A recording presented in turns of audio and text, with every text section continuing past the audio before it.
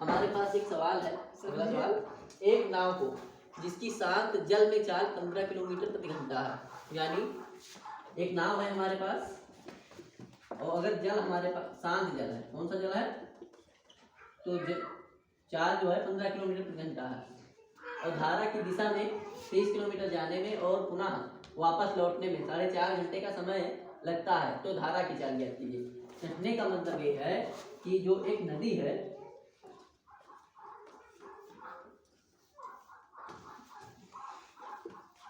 और हम नाव को अगर धारा की दिशा में ले जाते हैं, धारा की दिशा में, धारा भी बह रही है तो धारा की भी चाल होगी, तो जो नाव की चाल है वो 15 किलोमीटर प्रति घंटा, यानी 1 घंटा में 15 किलोमीटर जाती है।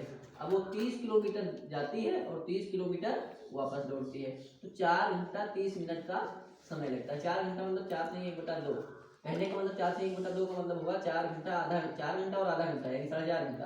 अब अगर इसको सही करें तो 4 दूनी 8 और 9/2, 9/2 घंटा, 9/2 घंटा का मतलब 4.5 घंटे का समय लगता है। तो कह रहा है कि धारा की चाल बताइए, सवाल में एक पूछ रहा है कि धारा की चाल क्या है। तो हम इस सवाल में धारा की चाल निकालते हैं, देखते हैं। तो हम मान लेते हैं माना धारा की चाल जो है x किलोमीटर प्रति घंटा है। अब धारा की चाल x किलोमीटर प्रति घंटा है, तो धारा की दिशा में नाव की चाल, धारा की दिशा में नाव की चाल, तो नाव की चाल जो है 15 किलोमीटर है और x किलोमीटर है, तो 15 प्लस x किलोमीटर प्रति घंटा, यानी धारा की दिशा में जब जाएगी तो 15 किलोमीटर तो नाव चलेगी, तो x किलोमीटर कौन चलाएगा, धारा चलेगा, तो 15 प्लस जाएगी। अब इसी तरह धारा के विपरीत दिशा में नाव की चाल, तो नाव की चाल जो होगी वो 15 किलोमीटर नाव जाएगी, लेकिन जब विपरीत जाएगी तो नाव जो धारा करेगी तो पानी क्या करेगी, वापस कर देगी, तो यानी उसमें से x निकल जाएगी जो धारा की चाल होगी किलोमीटर प्रति घंटा। कहने का मतलब हमें इसकी चाल मालूम होगी, नाव की और धारा की चाल मालूम होगी। समय हमें मालूम है, समय कितना है 9/2 घंटा। दूरी मालूम है, दूरी कितनी है 30 किलोमीटर। तो हम सवाल हल कर लेते हैं प्रश्नानुसार।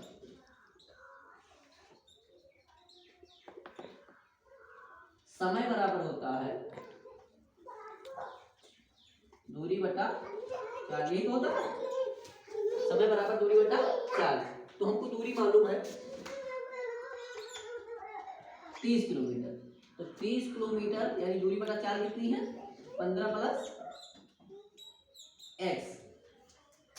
अब इसी तरीके से अब जब वापस आएगी तो 30 किलोमीटर वापस आएगी और तब चाल क्या हो जाएगी 15 माइनस x। अब समय कितना लग जाएगा दोनों में, समय जो लग जाएगा वो लगेगा 9/2, समय कितना लगेगा 9/2 यानी 4.5 घंटा। अब इस समीकरण को हमें हल करना है,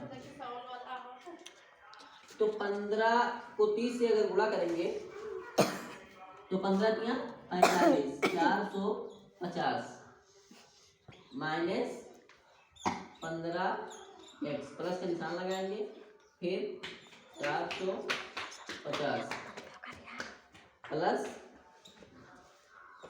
30x, 15 तो चक्कर है तो 15 का होल स्क्वायर माइनस x जो चक्कर है तो x का होल स्क्वायर बराबर 9/2। 15x प्लस में है, 15x सॉरी 15 से 45 हो, यहाँ 30x होगा, 30 है ना, 30x, तो 30x प्लस में और 30x माइनस में, 30x प्लस में कट गया, 450 बचा ये 450, यानी ये हमारे पास हो जाएगा 900/15, 15 ये 225 माइनस एक्स स्क्वायर बराबर 9/2। ऊपर हम कुछ भाग निकाल लेते हैं इधर, ताकि पूरा सवाल जो है हल हो जाए। इसी को देखते हैं। तो 9 दूनी 1800 हो जाएगा एक तरफ,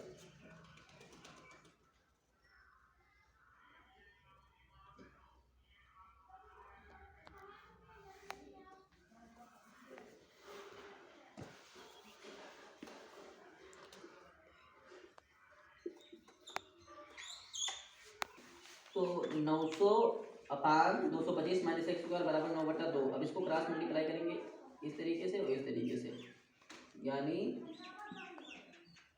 9 दूनी 1800 बराबर 9 हम बाहर निकाल लेते हैं इस वाले को, और 225 माइनस एक्स स्क्वायर लिख देते हैं। ठीक, तो यहाँ पर अगर 9 इधर है, इधर जाएगा तो भाग में हो जाएगा। 1800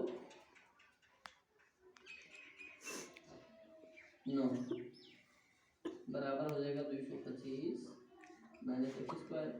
तो इसको काटेंगे तो हो जाएगा 2 9 दूनी 18 200 बराबर 225 माइनस एक्स स्क्वायर।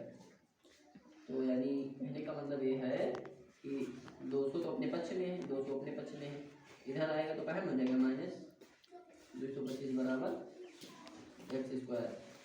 अपने पक्ष में है तो माइनस में होगा, यानी माइनस 25 बराबर माइनस एक्स स्क्वायर, यानी 25 बराबर एक्स स्क्वायर।